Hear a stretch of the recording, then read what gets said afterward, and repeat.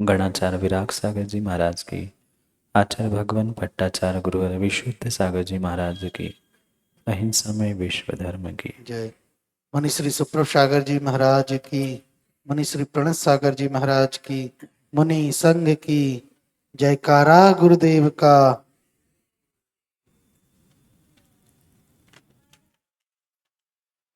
अंतिम निर्देश।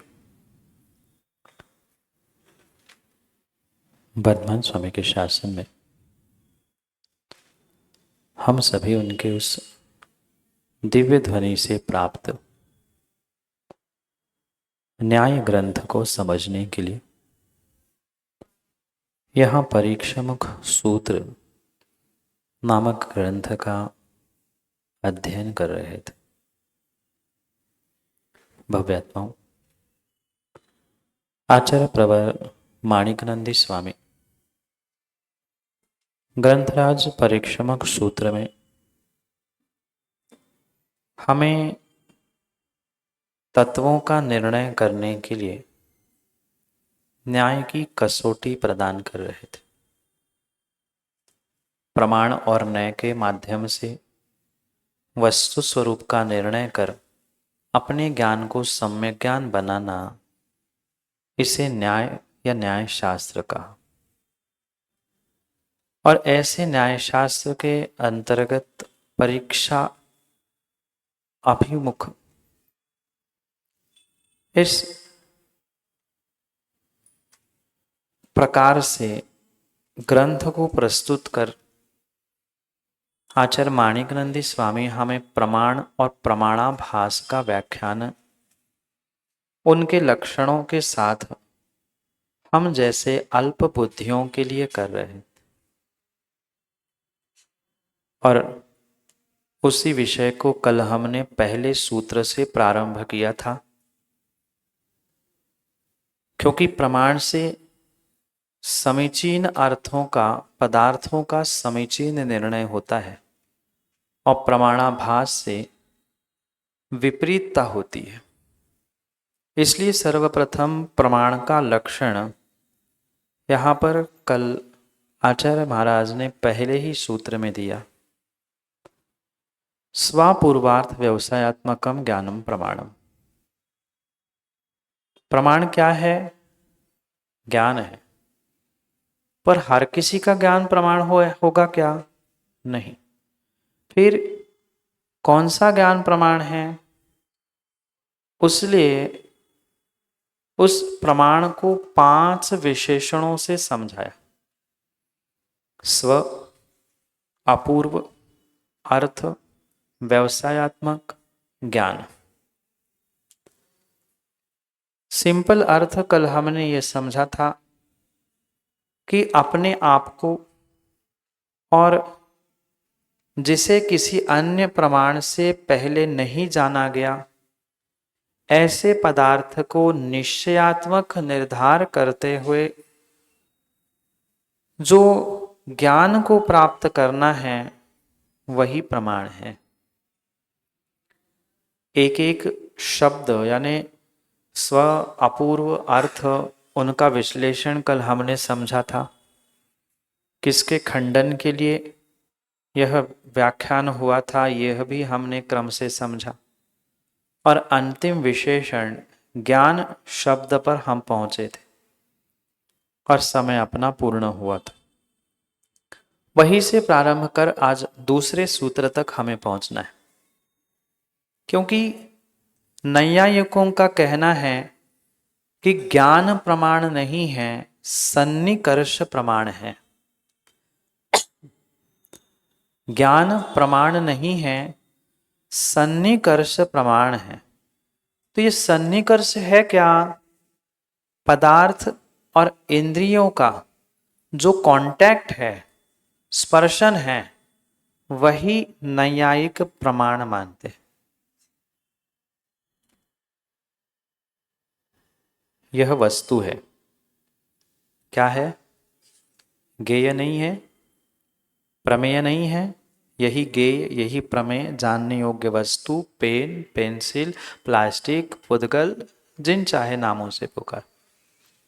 तो ये जो ज्ञेय जानने योग्य पदार्थ था, इस पदार्थ का ज्ञान हमें इसके मतलब मेरे भीतर के ज्ञान से नहीं हुआ, अपितु सन्निकर्ष से हुआ। मैंने हाथ में लिया, इसे टच किया, कांटेक्ट हुआ और यह ज्ञान हुआ, प्रमाण हुआ। ऐसा कौन कहता है? ऐसा नैयायिक मत कहता है। हमारे भारत में 6 मत हुए जिन्होंने अपने अपने अनुसार हमारे भगवान के दिव्य ध्वनि से एकांत ग्रहण किया और एकांत के माध्यम से अपनी अपनी व्याख्या की। क्योंकि हम वस्तु को, द्रव्य को अनेकांतात्मक दृष्टि से समझते हैं। अगर वस्तु नित्य है तो कथनचित अनित्य भी है, कथनचित सत्य है तो असत भी है, कथनचित क्षणिक है तो नित्य भी है। तो जिन्होंने जिसको जैसा समझा वैसा ग्रहण करके अपना अपना व्याख्यान, अपना अपना सिद्धांत और अपना अपना दर्शन प्रारंभ किया। और उनमें से एक विशेष दर्शन है नैयायिक, जो सन्निकर्ष को प्रमाण मानता है। यानी ज्ञान से जाने हुए वस्तु को वो प्रमाणित नहीं मानता। जो इंद्रियों के माध्यम से टच किया जाता है, स्पर्श किया जाता है, उसे ग्रहण किया जाता है, वही प्रमाण है, ऐसा उनका कहना है। और इसीलिए मात्र स्वापूर्वार्थ व्यवसायत्मकम प्रमाणम नहीं कहा। ज्ञान शब्द इसलिए दिया कि इसका निर्धर निश्चयात्मक निर्धार रूप जो ज्ञान है ना, वही प्रमाण है। अब उसी को और स्पष्ट करने के लिए आगे आचार्य भगवंत अगला दूसरा सूत्र हमें प्रदान करते। जिनके पास ग्रंथ है वह देखने का प्रयास करे। ग्रंथ में दूसरा सूत्र हमें यहाँ पर पढ़ना है, जहाँ हमें उस ज्ञान को ही प्रमाण है ये समझाने का प्रयास आचार्य भगवंत करेंगे। 5 शब्द समझ में आए थे। स्व, अपूर्व, अर्थ, व्यवसायत्मक और ज्ञान। अब इन एक एक शब्दों को और स्पष्टीकरण करने के लिए और खुलासा करने के लिए यहाँ पर आचार्य भगवान पुनः एक एक सूत्र दे रहे। अब ज्ञान की सिद्धि कर रहे हैं कि ज्ञान ही प्रमाण है, बाकी कुछ भी प्रमाणित नहीं। पर कौन सा ज्ञान, कैसा ज्ञान, ये सब स्पष्ट किया जाएगा। स्व क्यों कहा, अपूर्वार्थ क्यों कहा, व्यवसायत्मक क्यों कहा, इसके लिए एक एक अलग सूत्र देते हुए उसका और क्लैरिफिकेशन, स्पष्टीकरण आगे करने का प्रयास किया जाएगा। पहले सूत्र हम पढ़ते हैं, सूत्र का सामान्य अर्थ करते हैं और फिर ऐसा क्यों लिखा ये समझने का प्रयास करते हैं। पढ़ते हैं दूसरा सूत्र, मेरे पीछे पीछे आप पढ़ लेना। हिताहित प्राप्ति, हाथ जोड़ लो, परिहार समर्थम ही प्रमाणम ततो ज्ञान में तत्। हिताहित प्राप्ति परिहार समर्थम ही प्रमाणम ततो ज्ञान में तत्।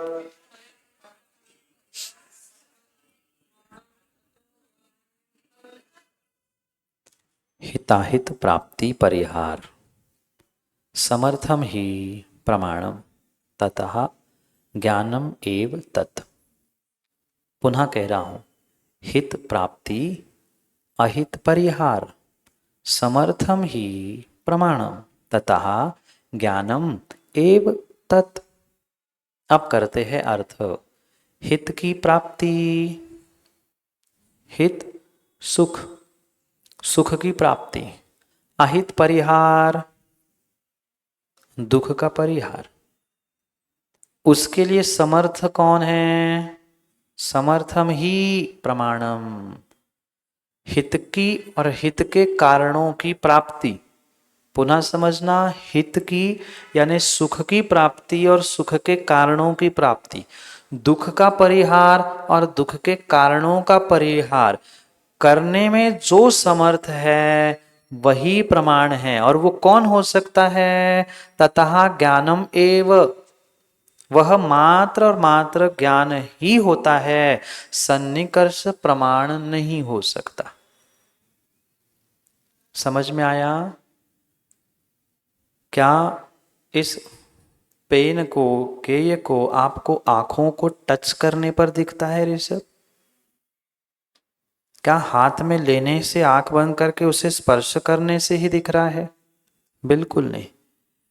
क्या ये सामने पेन है, वस्तु है, इसलिए आपको ज्ञान हो रहा है? प्रश्न समझ में आया क्या? ये वस्तु है, पेन है, इसलिए आपको ज्ञान हुआ कि ज्ञान था इसलिए आपने वस्तु को जाना? ज्ञान था इसलिए वस्तु को जाना। वस्तु होने से ज्ञान नहीं है, पर ज्ञान होने से वस्तु का निर्णय है, और वस्तु का वह निर्णय ही हमारे लिए प्रमाण है।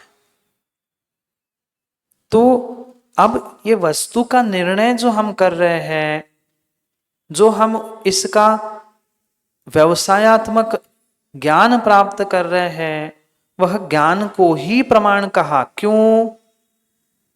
क्योंकि प्रमाण वही होता है जो हित की और हित के कारणों को देने के लिए, प्राप्त करने के लिए, और दुख के कारणों को और दुख को दूर करने के लिए कारण होता है, निमित्त होता है। ऐसा कौन है? ऐसा वह ज्ञान ही है, क्योंकि ज्ञान ही हमें बताता है कांटा कौन सा है और फूल कौन सा है। कांटे से माना कि दुख होता है, दुख का कारण है। फूल सुख देता है, कथचित इंद्रिय अपेक्षा से ये हमें सुख दुख देने वाले हैं, सुख दुख के कारण है। तो ये निर्णय किसने किया? अब कांटा चुभा के थोड़ी पता चलेगा ओ नहीं दुख है।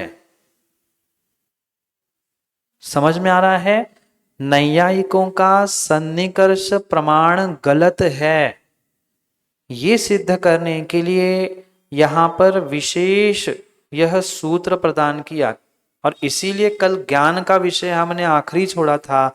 वह ज्ञान शब्द भी पिछले सूत्र में नैयायिक दर्शन का खंडन करते हुए, अर्थात सन्निकर्ष प्रमाण नहीं है। सन्निकर्ष समझ में आ रहा है क्या? टच करना।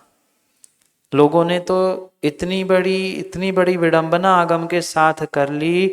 मां गुरु के, माता पिता के चरण स्पर्श करना, इसे मिथ्यात कहा। कहा नहीं, अभी भी कह रहे। हाँ, क्योंकि सन्निकर्ष प्रमाण तो नैयायिक मानते हैं। आप गुरु के चरण छुओगे, भगवान के चरण छुओगे, या आप माता पिता के चरण छुओगे तो आप नैयायिक हो गए, आप सन्निकर्ष। अरे भाई, वह प्रमाणित करने के लिए नहीं कहा जा रहा है, ये तो हमारा विनय का भाव है। क्योंकि उनके चरण स्पर्श नहीं करेंगे तो आचरण का स्पर्श कैसे होगा? हवा में उड़ते उड़ते। बहुत सारी विडंबना आज देखने के लिए मिल रही है। आधी अधूरी बात समझकर तत्वों का निर्णय ज्ञानियों मत करो, और इसीलिए ये न्याय शास्त्र प्रदान किया है। प्रत्येक तत्वों का निर्णय इस न्याय के, तर्क के, लॉजिक के कसौटी पर कस के देखना, तभी काम करना। सन्निकर्ष प्रमाण मानने वाले नैयायिक मिथ्या दृष्टि हो सकते हैं, पर वहां जब गुरु के, प्रभु के, माता पिता के चरण स्पर्श किए जा रहे हैं ना, वहां प्रमाण अप्रमाण प्रमाणाभास का विषय ही नहीं है। वो तो मात्र व्यवहारिकता है, वह तो विनय का प्रदर्शन है। समझते का? सन्निकर्ष को प्रमाण कहने वाले को मिथ्या दृष्टि कहा है। वहां सन्निकर्ष हो रहा है। सन्निकर्ष यानी टच, कांटेक्ट, स्पर्श हो रहा है। पर स्पर्श, टच, कांटेक्ट होने से हम गुरु, प्रभु, माता पिता या अन्य किसी को प्रमाण अप्रमाण प्रमाणाभास सिद्ध करने का विचार नहीं कर रहे हैं। पुनः समझना, ये मात्र व्यवहार विनय का प्रदर्शन है। कहीं का विषय हम कहीं लगा लेते हैं, और फिर हम भी और सामने वाले को भी घुमाते रहते हैं। विमल जी, समझ में आया? अगर ऐसा है तो फिर तो आप घर में, गृहस्थी में कुछ कर ही नहीं सकते। आप अपने इंद्रियों के विषय की पुष्टि जब जब करोगे तब तब मिथ्या दृष्टि हो जाएंगे। समझ में आ रहा है? सम्यक मिथ्यात हर कहीं नहीं लगता। ये मात्र विनय का प्रदर्शन है, व्यवहारिक विनय दिखाना मात्र उद्देश्य इतना है। वहां प्रमाणित किया जा रहा है क्या मां? प्रमाण भिन्न विषय है और ये व्यवहारिकता, व्यवहारिक विनय, उपचार विनय, ये भिन्न विषय है।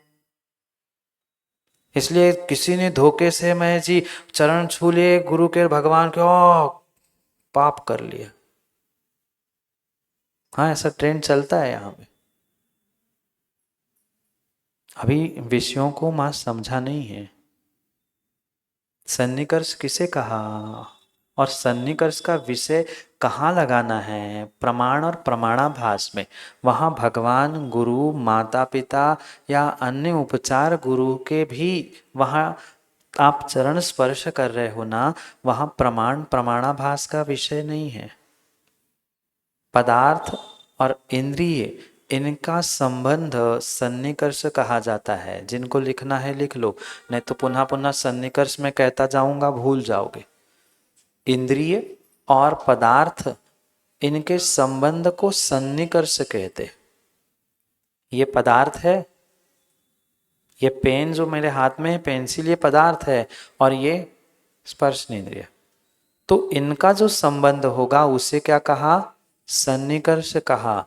पर ज्ञानियों ध्यान रखना, सन्निकर्ष अचेतन है, जड़ है।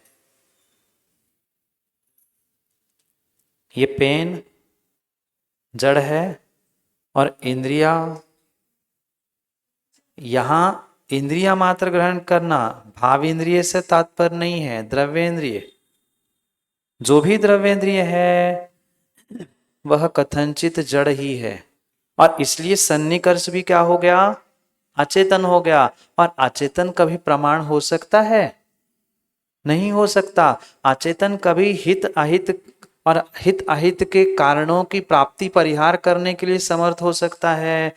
कतई नहीं। इसलिए ज्ञान, ज्ञान ही मात्र प्रमाण है, अन्य कोई भी प्रमाण नहीं है। ध्यान रखना, पहले सूत्र के एक एक शब्दों का विश्लेषण अब यहां पर शुरू हुआ है। पहला सूत्र समझ में आया था, स्वा अपूर्व अर्थ व्यवसायत्मक ज्ञानम। अब ज्ञान को ही क्यों प्रमाण कहा? क्योंकि सन्निकर्ष आदि कोई भी जड़ अचेतन, इसे हम प्रमाण नहीं कह सकते। आया समझ में? सन्निकर्ष प्रमाण नहीं है। फिर क्या प्रमाण है? सुख की प्राप्ति, दुख का परिहार करने के लिए जो समर्थ है, निश्चित ही पक्का वही वही और वही प्रमाण है। और वो कौन है? ततः, इसलिए वह ज्ञान ही हो सकता है, अन्य कोई नहीं हो सकता। क्योंकि कांटा कौन सा है, फूल कौन सा है, अच्छा क्या है, बुरा क्या है, हित क्या है, अहित क्या है, ये जड़ वस्तु नहीं बता सकती। ये मत कह देना कि ग्रंथ तो बता रहे हैं। ग्रंथ में मात्र लिखा हुआ है, ग्रंथों में तो मात्र लिखा हुआ है। शब्द भले ही जड़ है, पर वो आपको मात्र हिंट कर रहे हैं। क्या ग्रंथ प्रमाण है? प्रश्न का उत्तर देना, पर प्रश्न समझ में आया क्या? ग्रंथ प्रमाण है? हाँ, ग्रंथ प्रमाण है, ग्रंथ प्रमाणित है। हाँ, आगम ग्रंथ कह दो, जिनवाणी कह दो। जिनवाणी प्रमाण है, जिनवाणी प्रमाणित नहीं है। जो भगवान के दिव्य ध्वनि रूप जिनवाणी है वह 100% प्रमाण है। और ये जो हमें कागजों पर जड़ रूप मिली है वह कथनचित प्रमाण है। कथनचित, किसी अपेक्षा से। सर्वथा कागजों को हम प्रमाण नहीं कह सकते। अगर पूर्णता कह देंगे तो फिर जड़ प्रमाण हो जाएगा, पर हम जड़ को प्रमाण नहीं कहते। कथनचित, क्योंकि भगवान के दिव्य ध्वनि से लिखा हुआ है आगम, इसलिए। पर अभी मृत हो चुके हैं, जड़ हो चुके हैं, कागजों पर उतर चुके हैं, इस अपेक्षा से वह पूर्णतः प्रमाण नहीं है। पर इसका जो आपने अपने आप के साथ, जिसको पहले पढ़ा नहीं है, ऐसा जो निश्चयात्मक निर्धार यानी व्यवसायत्मक जो जो ज्ञान किया है, वह मेरे अंदर का ज्ञान प्रमाण है। ठीक है? इसलिए ज्ञान ही प्रमाण है, अन्य कोई भी प्रमाण नहीं है। ये किसका खंडन चल रहा है? नैयायिक का खंडन चल रहा है। अगर ऐसा ही है तो अग्नि का ज्ञान आपको कैसे करना पड़ेगा? लगा लो आंखों में, सन्निकर्ष करना है ना, कि हाथ डाल के देख लो, टच करके ही प्रमाण। जिसको स्पर्श किया वही हमारे लिए प्रमाण। अगर ऐसा मानेंगे तो आंखें हाथ कुछ बचेगी ही नहीं। समझ में आया? आप, सन्निकर्ष प्रमाण नहीं है। प्रमाण क्या है? जो हित की प्राप्ति अहित का परिहार करने के लिए समर्थ है, वही प्रमाण है। और वह चेतन रूप ज्ञान ही हो सकता है, अन्य नहीं, अन्यथा नहीं। एकमात्र ज्ञान ही प्रमाण है। अब अगले सूत्र में जो व्यवसायत्मक शब्द था उसका निर्णय करना है। 5 शब्द भूलना नहीं। पूरे पहले परिच्छेद में प्रमाण के 5 विशेषणों पर ही हमें चर्चा करनी है। पहले पीछे से अब चल रहा है, पहले ज्ञान हुआ, अब व्यवसायत्मक पढ़ेंगे, फिर अर्थ, अपूर्वार्थ और स्व। इस प्रकार से क्रम से यहाँ पे चलना है। पर आज का समय अपना हो गया है, क्या करें, 10-15 मिनट अपने लाइट माइक के लिए गए, कोई बात नहीं। कल पुनः अगला तीसरा सूत्र, प्रमाण का व्यवसायत्मक होना क्यों आवश्यक है, निश्चयात्मक होना क्यों आवश्यक है, इस पर चर्चा कल समय पर करेंगे। आज का समय पूर्ण हुआ। बोली भगवान महावीर स्वामी की।